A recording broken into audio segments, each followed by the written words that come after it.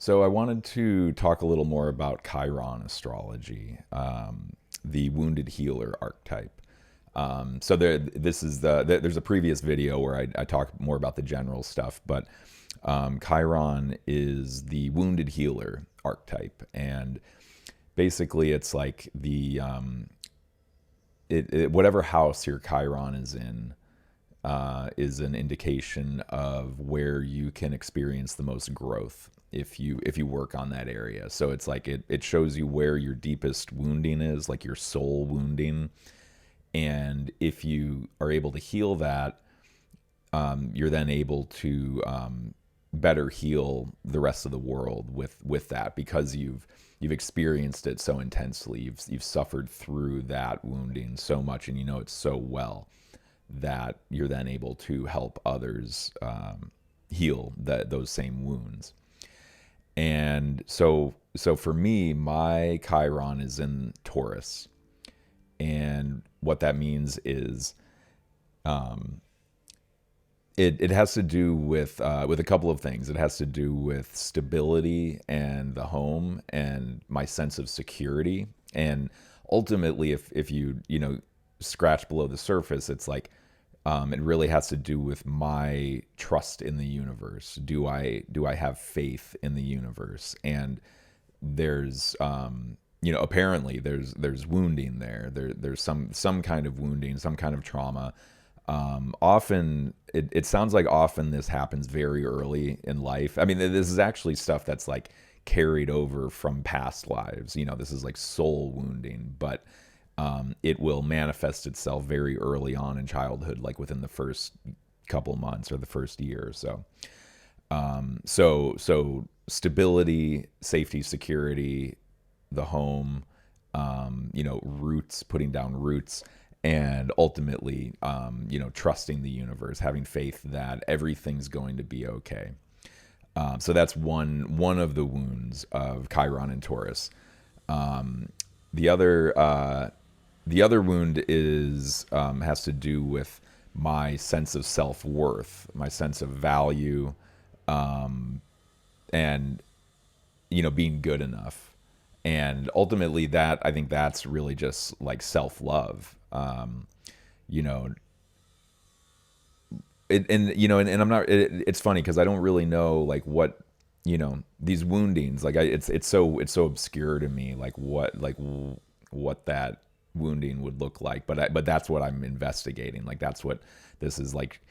Shone a light on this blind spot that I want to really look into and dig into, because just like a physical wound, if you get a scratch, or if you get hit by an arrow and your wound is infected, you can't just leave it alone. If you leave it alone, the infection grows, it might heal over, but you still have that pussy infection underneath.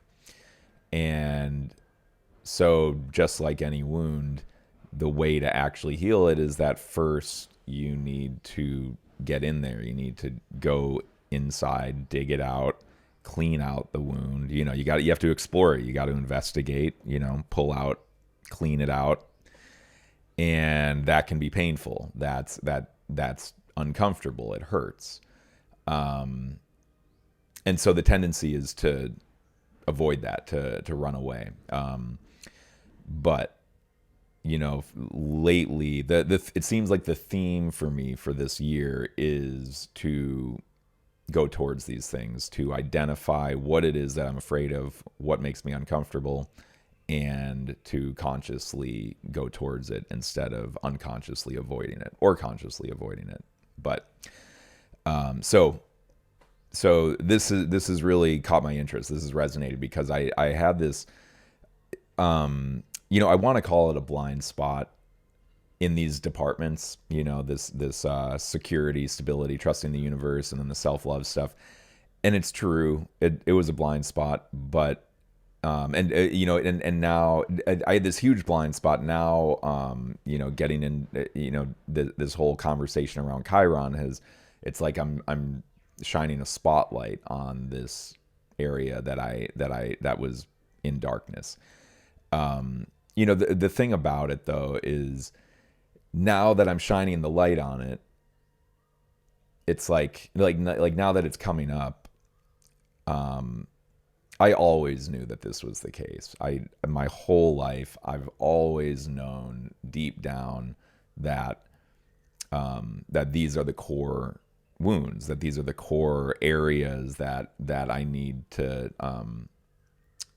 develop or grow in or just explore, and I've been avoiding it my whole life, and that's kind of the whole paradox is like it's like that there's a tendency to avoid these things, and but it's like not once I started kind of tapping into this, I've it resonates so strongly because it's like fuck, I've known this my whole life, this is so right, I've always known this and I've been avoiding it, and so yeah, so now now it's like why waste time, and like the more you avoid these things, the more they come back, these stories loop, these are patterns that manifest throughout your life, and what I've been finding is that if you don't learn the lesson now, it's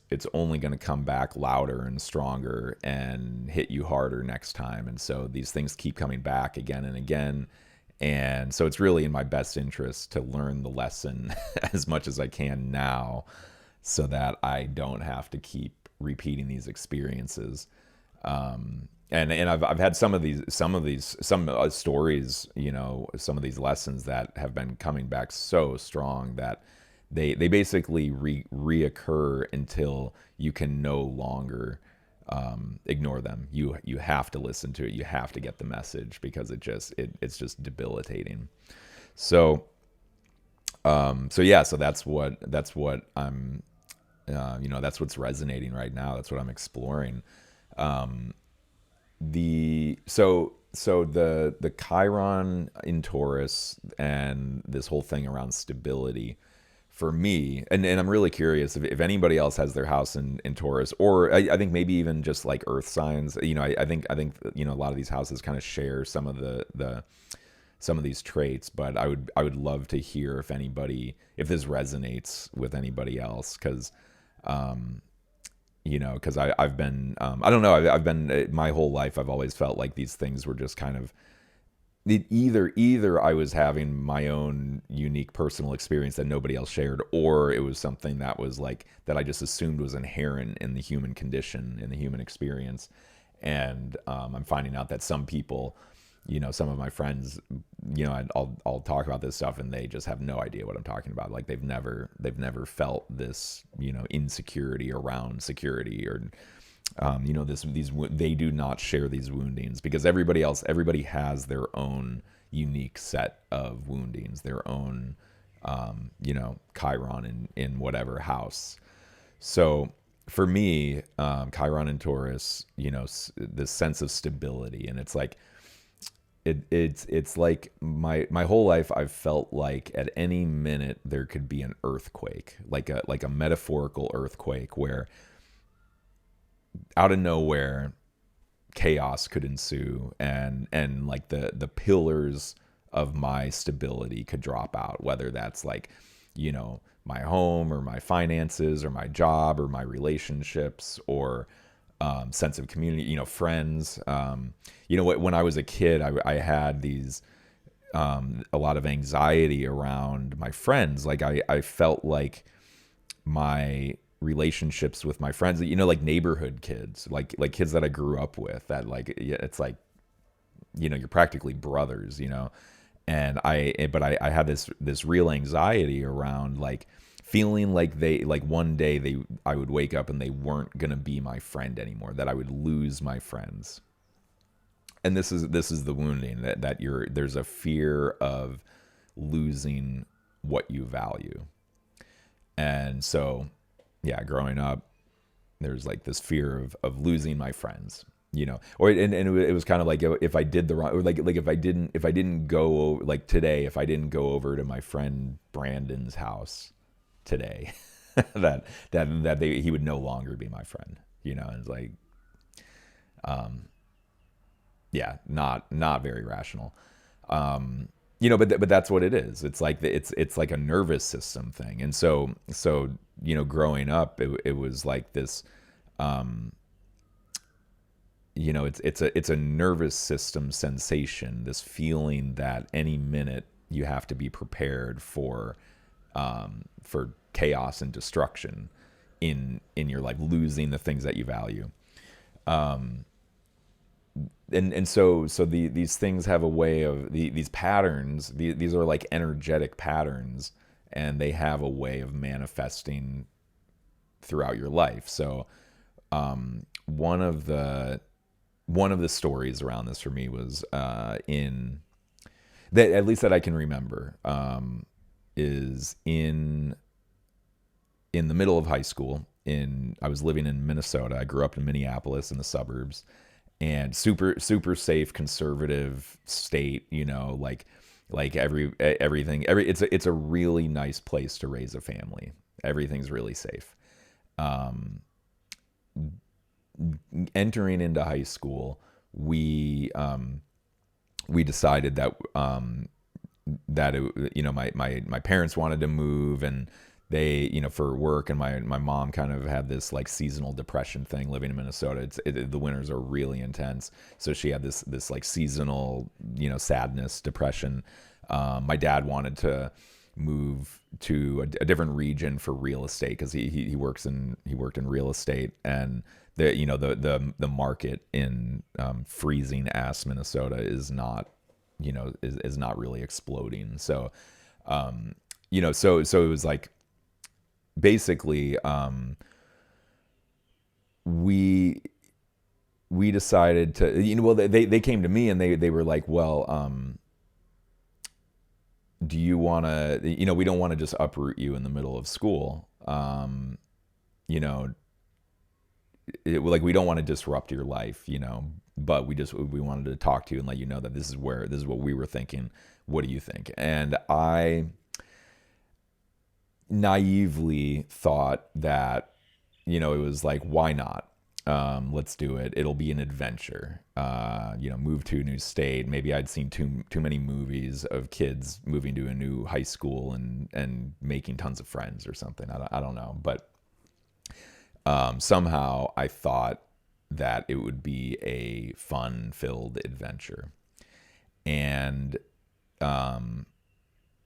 so we decided to move, and then this is when things got real. Like, I think this is like one of, I was still old. I was in high school at the time, so like I wasn't like a baby. I wasn't a child, but I think that this is like where I feel like one of the massive disruptions, and this is one of the biggest stories of the pattern manifesting in my life, which was, we decided, okay, we're gonna move, and so we bought a house in Texas, and then my brother and my sister and my mom went ahead and moved down there, because they had to start school early. So they moved down, and then I was still in Minnesota, and we ended up selling the house in Minnesota. And then we're about to move, and the night before, like, I told my friends, this is kind of a long, this is like I don't know how much of this is relevant to the Chiron thing, but I had told my friends that I was leaving. We had the whole like closure of like, I'm moving, my family's moving, I'm not going to see you guys again, and and it was sad. And then the night before, the car was all packed. The night before we're going to leave, my dad sat me down and basically was like, look, I've overextended myself financially. Like, everything was fine, but it was like one of these cases where if the housing market takes a turn, that financially we would be in a very risky situation. And it was too much. It was more risk than he felt safe taking on. And so he said, I've decided that we can't move. We can't make the move to Texas. I'm calling it off. And it was funny. I mean, the car was literally packed, and it was like 11 at night. So like we were gonna leave at like 4 in the morning. So we were like 4 hours from departure, 5 hours from departure. And it was funny because the next day it was like, okay, well, I guess I guess we're not moving. And so I called my friends up and I was like, hey, do you want to go skating? You know, they were there like, what the fuck are get the fuck out of here. They thought I was a liar. They thought, I don't know. It was really uncomfortable. I don't know. This was kind of a long tangent. I don't know why I got started on this whole story, but basically, so then that set into motion, like over the next 2 years, it was just like, it was disruptive because then we had to move out of the house in Minnesota into another house down the street, in a different neighborhood. Didn't feel like home.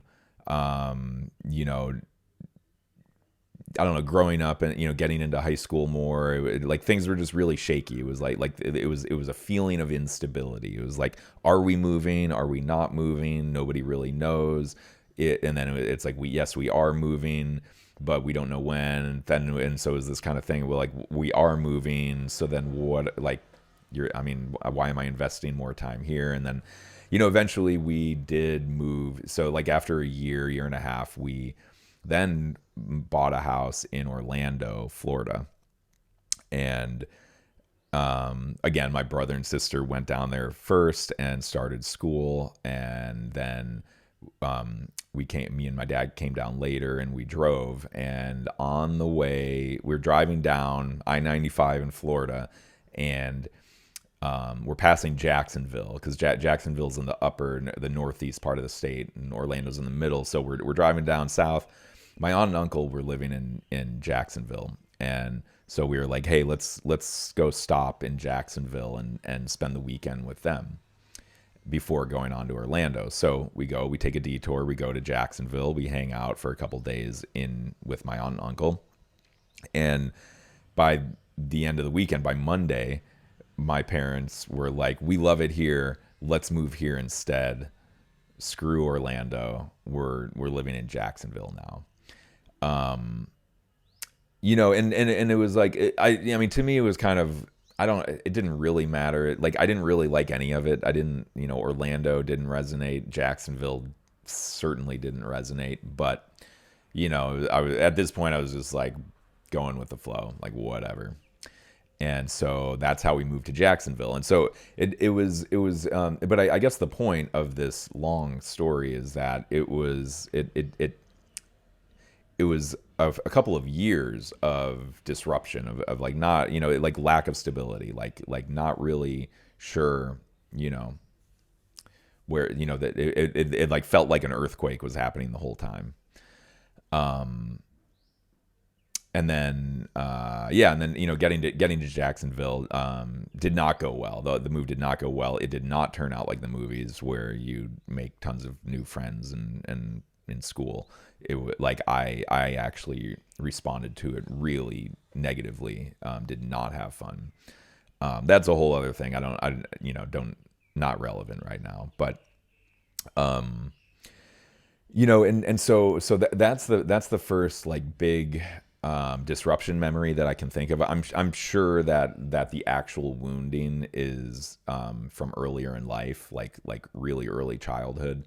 But this is the first like big memory of this, of what I feel like is this theme manifesting in my life. And so then it's all about like, well, how do you respond to these patterns, to these stories?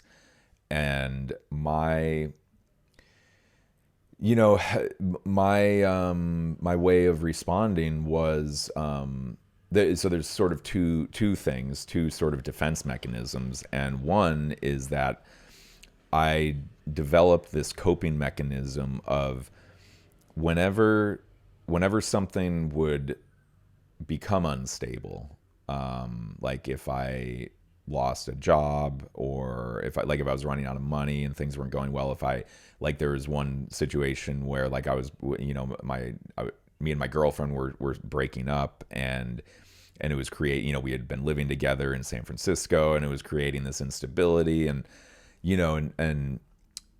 it's these things where like it's only like one pillar of the foundation is built on many pillars, but like one of these pillars drops out, and most people would look at it and it wouldn't be that big of a deal. It'd be like big deal. Like what get it so find another job. Like you don't need a girlfriend. What's the problem? Get another girlfriend, whatever. Whereas my instinct, my defense mechanism, my coping mechanism is to completely abandon ship. To like it's like nope, everything's fucked and this isn't stable. Get out now. That's the feeling. It's like oh my god, this doesn't feel safe. This isn't stable. I need to abandon ship completely, burn it down. It's like burn the whole thing down. It's worthless and move on to the next town. And so that's how I've done this. I've made a couple of major life moves, life decisions. Um, you know, and each one is its own story. Each one has its own circumstances or whatever. But if I'm really gonna analyze it deep down, I think this is what it relates to. Is like I'm having this like this knee jerk reaction to something that if I if I just calm down, if I relax and just give it some time and some space, and things will smooth itself out. Um, and this is the irony of the Chiron is that the irony is that the thing that I want the most, the thing that I'm seeking the most, which is stability and security and trusting the universe. This thing, it's like I will do the least productive. I'll sabotage it. I'll do the most unproductive thing, which is to throw everything out, to trash it all, burn it down, jump ship, and start a new, like literally start a new life somewhere else. And I've done this multiple times. And I'm not gonna lie, there is something that I do thrive in this too. It's like this is also like and I think maybe this is, I don't know if this is really the right way to interpret it, but it's like there is something. It's like these wounds are also where you have these sort of superpowers, these abilities, because you know it so well and you've lived. It's like because I've learned to live and find my own stability in a world of chaos. What feels to me like chaos. I'm actually really good at being grounded and stable, and this is a thing. I get comments about this. People tell me this, that I feel grounded, that I'm stable, and that it's like it's grounding to be around me, even when I feel completely unstable. It's like, and that's kind of the whole thing is like you can offer these gifts to people even when you feel inferior. Like there's times when I feel like my life is in total chaos. It's a total mess, totally unstable. Even when I feel that way, other people, I still exude groundedness. Other people, like I can still provide grounded stability for others even when I feel completely unstable. And that's I think that's kind of amazing about this, is like that aspect. And so and so the funny thing is that the thing that you're seeking the most, stability, is your defense mechanism. My coping mechanism is to do the opposite of what will bring me that. So instead of it's like the minute things feel a little bit unstable, I get spooked. And my tendency is to just burn the whole thing down, jump ship, run away. And I think that's the key, is that it's to run away. And when ironically it's like what I'm actually looking for is stability. So stay. It's like these other pillars are functioning. They're strong. These roots have grown deep. Just because one root needs a little bit of watering doesn't mean that you should chop the whole plant down. And so I've this story has come up a couple times. I moved from San Francisco to New York basically on a whim. At the time, it was complicated, but it was like, breaking up with a girlfriend. We had been living together, and it was like, I think part of it though, part of the reason why I do this though is because um, as my life develops, especially early, really at any stage, it's like there's a certain degree of I don't know what you'd call it, like as I'm moving forward through time, there's some giving in to a lifestyle that I'm not particularly that I don't to an inauthentic lifestyle. It's like I make sacrifices. I'm under pressures to do certain things that I'm looking, get these kinds of jobs, live this kind of way, dress this way, whatever it is, own this car, like you make these micro sacrifices that over time will start to create a life that's not really authentic, that's not really what you want. And so I think one of the good things about this is that that in these stories, that when these things happen, when this shakeup occurs, there's a disruption in the stability. I get spooked, but I also it also wakes me, like it also wakes me up. It's a shock. It's a shock to the system, and it wakes me up to the reality that maybe I'm not happy with this life that I've created here. Maybe, and it's always everything, and it's like all the things, the full spectrum. But it's like there are times when it shocks the system, and it's like, okay, what do I do? And it's like, well, do I continue to put down roots here, or do I run? And I think it's like it poses this question of like, well, is this worth putting down more roots? Do I want to continue living in San Francisco? I'd been there for 2 or 3 years. It wasn't bad.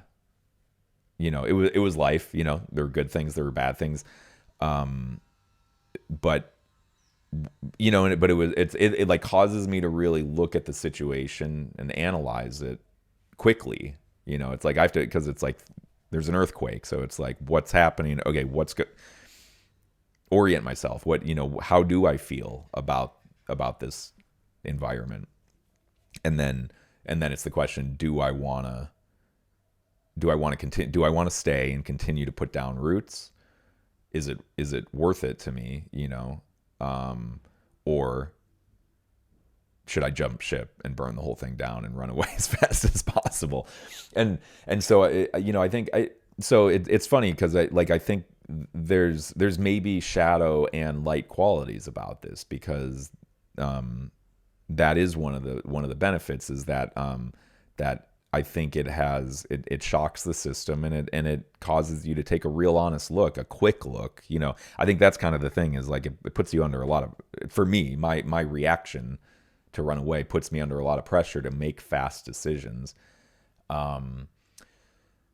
But I've made multiple big life changes like this. So San Francisco to New York. There were some things that happened in New York. Some things where it doesn't always manifest in a way where I physically leave. There were some things in New York that happened in that story where similar reactions, and then to trash the whole thing, burn it all down, and start new. And then the story of how I left New York. I don't know. I guess I don't know if it's quite this story. I think it's a mix of things, because there was a buildup of pressure. The story was, things were building up and mounting, And then there was a, at the end of the summer of 2019, I went to Burning Man for the first time, and I think this pressure had built up to where I went out there. I built. I was part of the build team, so I went out there. I was out there for like a month and a half. Went out there a couple weeks early, and built the camp. And it was a massively transformative experience. But it shocked the system. It woke me up, shook things up. So maybe that was the shakeup and stability. It was like getting to Burning Man, and then it was like I think a lot of it is that I had become so in a rut in New York, so like myopic or like tunnel visioned, and it was like I could only see. It was like I couldn't see things outside of this vision. And I think getting to Burning Man and just being out in the desert with other burners for a month and a half, and just doing that, building it, living it, and all the stimulation, there's so much data, there's so much input, and so much to learn rapidly. It's like things are just happening so fast.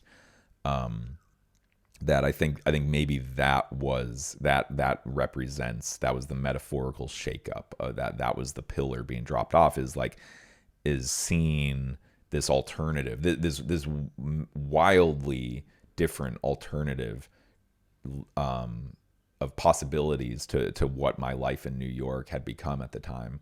And again, it's not like my life in New York was bad. It was just it was like there were pressures building in these in my pillars of stability. There were things that I hadn't been tending to. There were things rotting that I wasn't really taking care of. I wasn't gardening the roots properly, and that rotting caught up, and so anyways, that like I think Burning Man really shook things up. That represented the pillar dropping out, and then it spooks me, and I'm like, okay, what do I do? And I ended up not getting on my return flight back to New York. I left New York, I went to Burning Man for a month and a half, and I didn't come back. And I had no plan. I was I was dropped off in Reno and had no idea what I was going to do. I didn't have a car. I didn't have a plan. I didn't particularly have a lot of money. I had enough, but not an extreme abundance. And that was the beginning of an incredible journey, that I'm still on. It like that journey brought me to Kopangan. That was that sequence of events. And so it's funny because it's like, I don't know that these things are necessarily bad. It's just I think it's helpful to listen to it, to have the awareness around this stuff, because in the past, because before I was making these decisions, I was having these reactions in an unconscious way. I didn't have this meta narrative, this meta understanding. I didn't have the information about Chiron in Taurus. And so then leaving New York, I set out. There's a whole story there. Maybe I'll tell it in another episode. It's a crazy journey. Then I ended up, leaving New York. I went to, I left for Southeast Asia, and then eventually ended up in Thailand and discovering Kopangan. Or actually, somebody had told me to go to Kopangan, and this is another crazy story. I had a dream, and somebody said to go to Kopangan, and that's how I ended up. I didn't know about Kopangan before that. That's another episode, but the thing. So since leaving New York, basically I became nomadic, traveling, living out of a backpack. And I think, that there is something to be said about minimalism. I'm a huge fan of minimalism. Like as a lifestyle, I really endorse it. There was a period, about a year ago, that I was writing an ebook. I was writing a mini book, a guide about how to, the minimalist lifestyle, the backpacker lifestyle. And I was starting to like casually, I was like coaching people who wanted to become digital nomads, and I was sort of guiding them on like how to live a minimal lifestyle. And then I was like helping. I remember I was coaching this girl. I was helping her declutter. I was becoming a decluttering expert, a decluttering guide, and I was helping her clean out her home. Okay, whole other episode, because this is actually like deep. This is deep work. It's like your physical environment represents your internal state. It's a mirror for your subconscious state. So in that light, it's like as a mirror of your subconscious. I'm a huge fan of minimalism, clarity, simplicity. Get rid of the noise. Only own things that you love, and those things will become magical to you, and then it attracts more magic. It's like if all of the objects that you own are infused with love and magic, then it programs you for a life of love and magic. It's a feedback loop into your subconscious. It's programming you to then produce more, to attract a reality that is filled with more love and magic. I'll get into that in another episode. But the point, minimalism, living out of a backpack. The point is that I think that so the shadow side of that, the shadow side of this minimalism, is that this was my defense mechanism, because I have a fear of losing the things that I value. And so what do is I decide that I'm going to value nothing. If I don't value anything, if I value nothing, I have nothing to lose. Nothing can hurt me. My stability is inside me. It's not in the objects that I own. And even though, like, ultimately deep down spiritually, whatever, yeah, like that is the case. And really the lesson in all of this is that it's up to me to find that stability in myself, not in the things that I own. But the wounding is that I'm afraid of losing these things, that, money, home, a car. I never really cared about cars, but like, these kinds of things that represent stability, relationships. And so by having a nihilistic approach to it, I care about nothing, I value nothing, therefore nothing can shake my stability. And I think, and so that's the shadow side of it that I developed as a defense mechanism.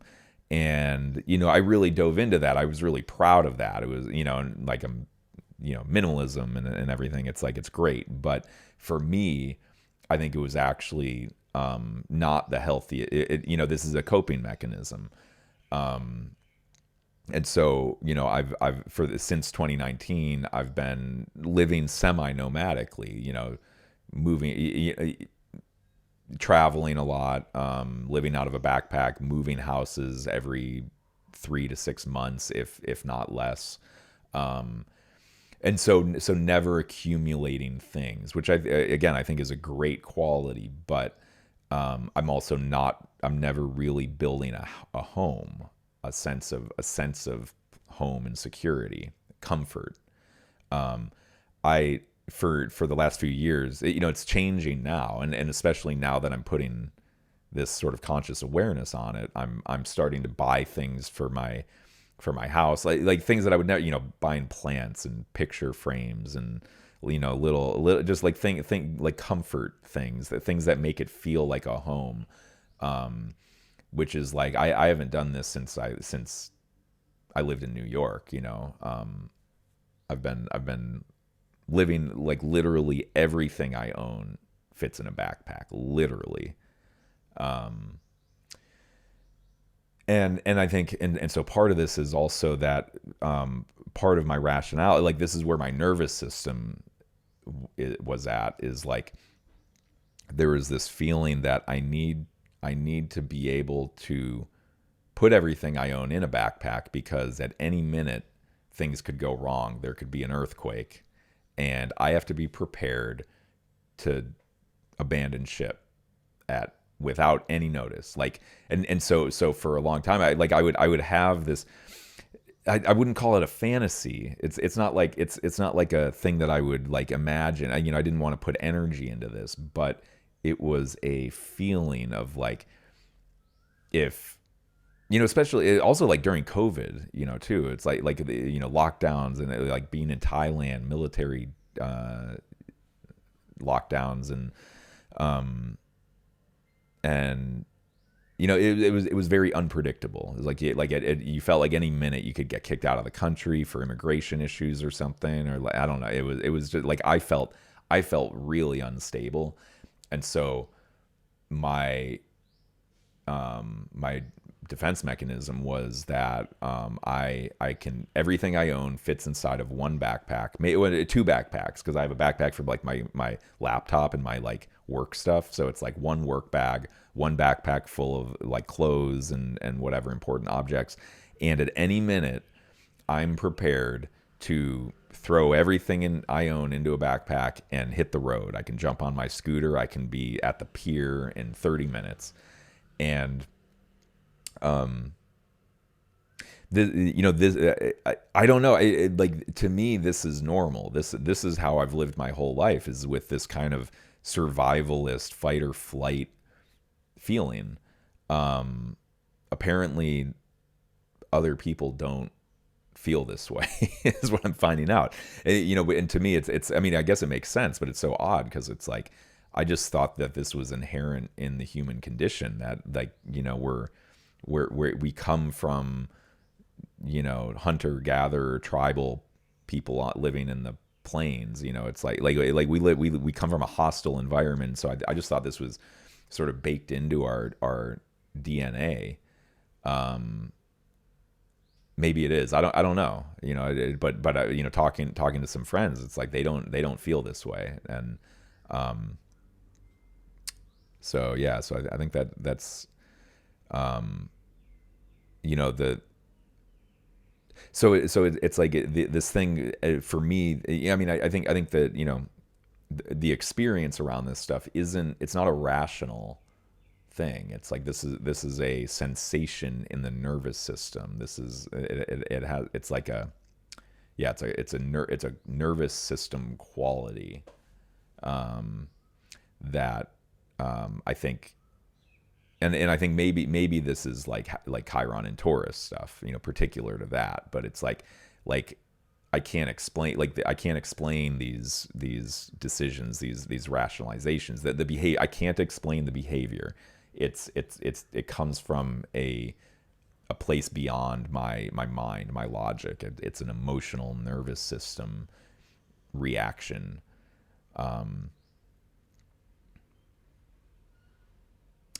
So,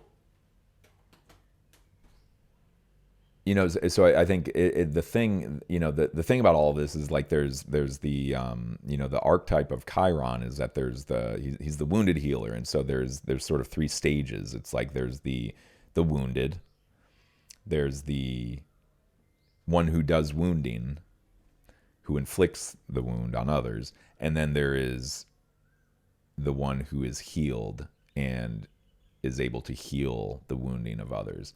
And so I think, and maybe this is in a way that this is a little bit like hero's journey-esque also. It's like, maybe I think so. My whole life, I've, largely been staying in the wounded archetype, unknowingly. I wasn't aware of this stuff.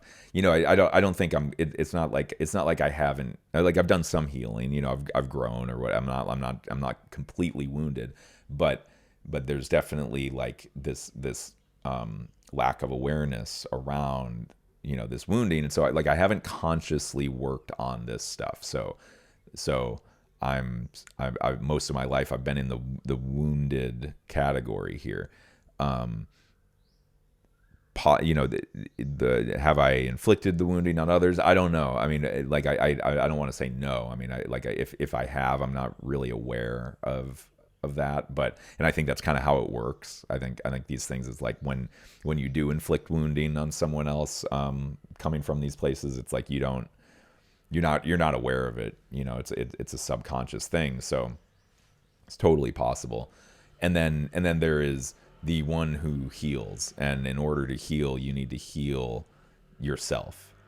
And so I think that's kind of the like one of the beautiful things about this is that in order to best serve others, I need to work on myself first. I by healing myself, I am healing others. And that's the most effective way to heal others. Like and they say, like, if you want to save the world, work on yourself or whatever.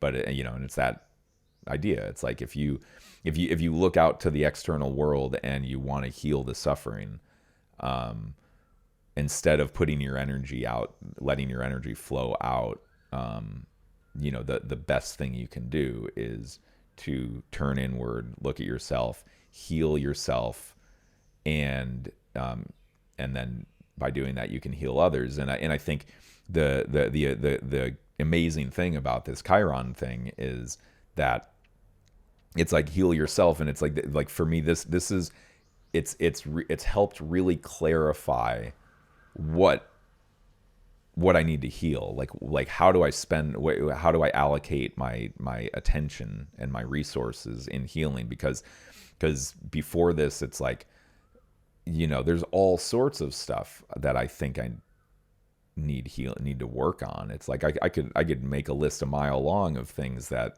I feel like I need to heal.